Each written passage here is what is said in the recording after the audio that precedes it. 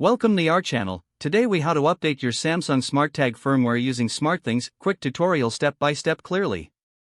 Open the SmartThings app on your smartphone. Make sure your Samsung SmartTag is within Bluetooth range.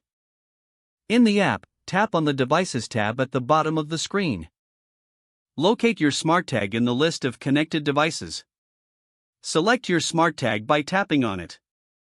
Once you're on the SmartTags page, look for the three dots in the top right corner. Tap the three dots to open the Options menu. From the menu, select Firmware Update. If a firmware update is available, you will see details about the update. Tap on the Update button to begin the firmware update process. Wait for the update to download and install.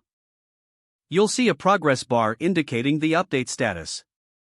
Once the update is complete, you will receive a confirmation message. Tap Done to finish the process. Your SmartTag will now be updated with the latest firmware. Close the SmartThings app. Your SmartTag is ready to use with the new features and improvements. If the page does not load, refresh the browser or try again in a private or incognito window. Make sure you are using the correct email address, then retype it carefully to avoid small typos.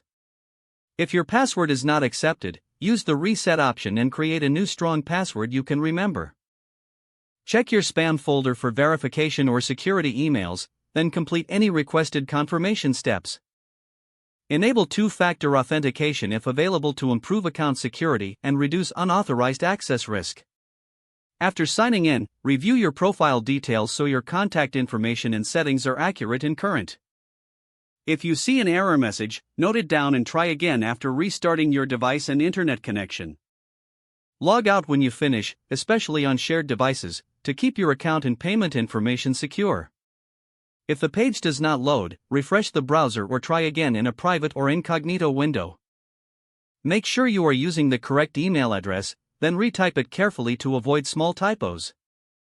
If your password is not accepted, use the reset option and create a new strong password you can remember. Check your spam folder for verification or security emails, then complete any requested confirmation steps.